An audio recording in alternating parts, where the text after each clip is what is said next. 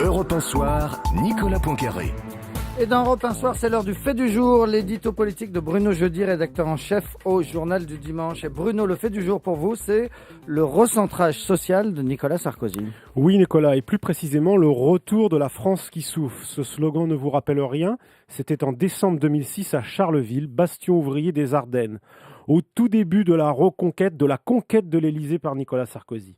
À l'époque, le candidat multipliait les odes à la France qui souffre, à la France des travailleurs pauvres, promettait aussi que plus personne, s'il était élu président, ne dormirait sur un trottoir. C'est là enfin qu'il commença à défendre le retour de l'industrie et la fin des délocalisations. Et alors, ce nouveau déplacement à Charleville marque, selon vous, le début de sa nouvelle campagne ?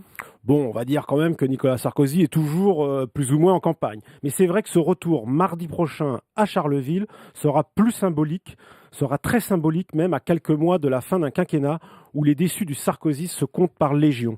Le chef de l'État a beau dire qu'il la sent bien 2012, sa réélection s'annonce tout de même difficile.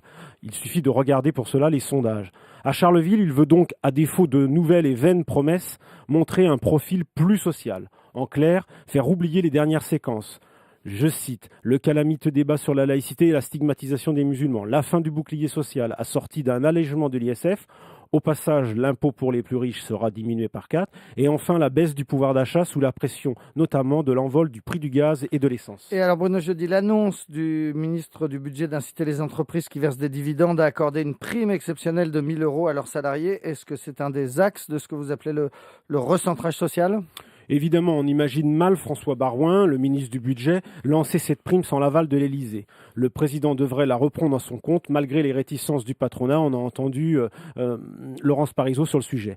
De plus en plus en campagne, pour sa réélection, Nicolas Sarkozy n'entend pas rester les bras croisés, c'est-à-dire enfermé dans sa seule stratégie de droitisation. Il voit bien que ses concurrents multiplient les propositions généreuses, les emplois jeunes pour le Parti socialiste, une prime de 850 € pour Dominique de Villepin, et sans doute mieux et plus pour Jean-Louis Borloo et Nicolas Hulot, qui ne tarderont pas à multiplier aussi les cadeaux. La démagogie n'a donc pas de limite. C'est d'autant plus facile que tout ça, ce ne sont que des dépenses très virtuelles. Mais Nicolas Sarkozy a bien compris, lui, qu'il devait d'urgence revenir sur le terrain économique et social. Ce n'est pas un hasard si on a appris aujourd'hui qu'une hausse du SMIC est en préparation pour le 1er juillet. Bruno Jeudi, l'édito politique dans Europe 1 Soir. Merci beaucoup Bruno, il est 18h26, c'est l'heure de la météo.